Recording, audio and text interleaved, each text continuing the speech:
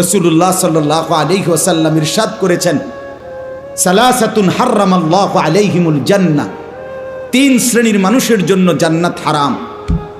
কয় শ্রেণী? আবার বলেন কি হারাম? জান্নাত। নবীজি সাল্লাল্লাহু আলাইহি সাল্লাম বলেন, এক নাম্বার হলো মুদমিনু খামরিন, মদখোর, নেশাখোর, গাঞ্জাখোর, পুট্টাখোর, বাবাখোর, ডাইলখোর। এই হারামি, তোর জন্য জান্নাত হারাম। হারাম। রাসূলুল্লাহ বলেছেন, এক নাম্বার নেশা, গাঁজা, ইয়াবা, মদ, এই অসভ্য অভ্যাস যার, তার জন্য জান্নাত হারাম।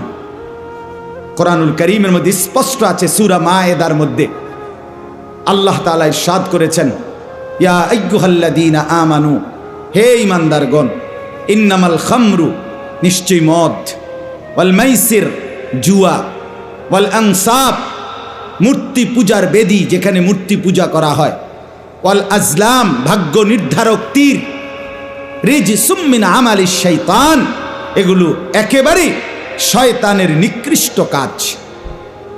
ফাজতানিবুহু, আল্লাহ বলে এগুলো বান্দা ছেড়ে দাও। ইমানদার মুমিন, তুমি মুসলমানের বাচ্চা, এই যুবক ভাই, তোমার শরীরে পবিত্র মায়ের 2 বছর এক ইমানদার মা তোমারে দুধ খাওয়াইছে। তুমি সিনেমার নর্তকীর হাতে বড় হও নাই, তুমি ইমানদার মায়ের হাতে বড় হইছো। ফুটবল ক্রিকেটের খেলোয়াড় তোমার আব্বা না, এক ইমানদার মুসলমান তোমার বাপ।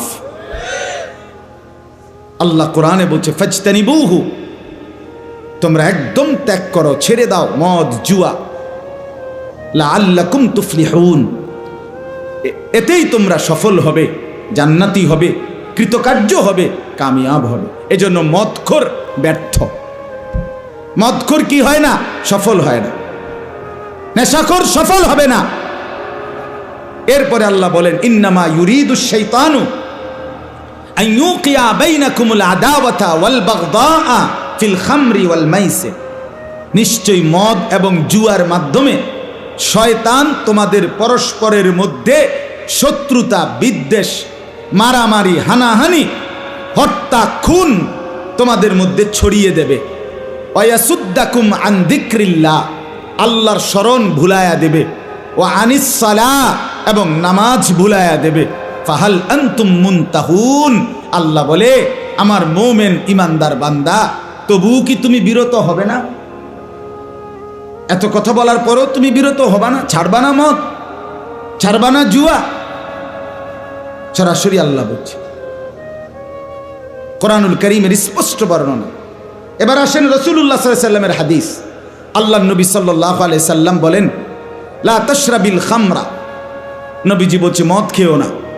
ফাইন্নাহা উম্মুল খাবাইস, সমস্ত অশ্লীলতা, বেহায়াপনা, অসভ্যতা, নোংরামির মূল আল্লাহর নবী বলেছেন মদ।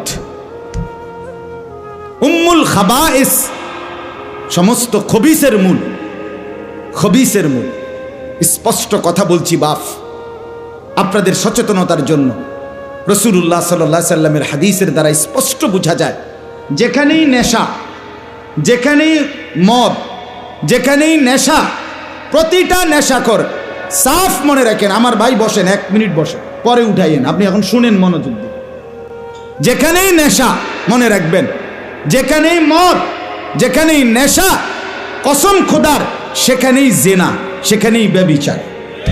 প্রত্যেকটা নেশাখোর জেনাখোর, প্রত্যেকটা মদখোর ব্যভিচারী। যার হাতে মদের বোতল, সে নারী ছাড়া সুখ পায় না, সে ব্যভিচারী, সে দুশ্চরিত্র, সে জেনাকার। নেশার দ্বিতীয় ধাপ, নেশার পরের লাইন জিনা, ব্যভিচারী। যেখানেই মদ, যেখানেই ইয়াবা, যেখানেই নেশা, সেখানেই জিনা। গত 1 সপ্তাহে, কয়দিনে জাহাঙ্গীরনগর ইউনিভার্সিটির যে নারী ধর্ষণের ঘটনায় সারা দেশ তোলপাড়, তার পিছনে এটাই মূল কারণ, ইয়াবা। ই আবার হিসাব কিতাব বনে নাই, গণধর্ষণের শিকার নারী। এই জন্য নেশাখোর ব্যভিচারী, নেশাখোর মানে ধর্ষক। সাফ কথা। আরো ভয়ঙ্কর কথা শুনবেন, নবী সাল্লাল্লাহু আলাইহি সাল্লাম বলেন, ওমান শারিবাল খামরা, যে নেশা করে, মদ খায়, ইয়াবার ট্যাবলেট নেয়, এইগুলো তারা কাসসালা, তার নামাজ ছুটে যায়। এটা তো আছেই। সবচেয়ে ভয়ানক কথা, আমার এটা বলতেও শরীর শিহরে ওঠে, ওয়া ওয়াকা আলা আম্মাতিহি ওয়া খালাতিহি। নবীজি সাফ বলছেন, যে নেশা করে সে অচিরেই আপনজন, ঘনিষ্ঠজন, আপন মামি, ফুফি, খালা, আপন মামাতো বোন, ফুফাতুন, চাচাতো বোন, আপন রক্তের এই ঘনিষ্ঠ মানুষদের সাথে জিনা এবং ব্যভিচার করতে উদ্যত হয়।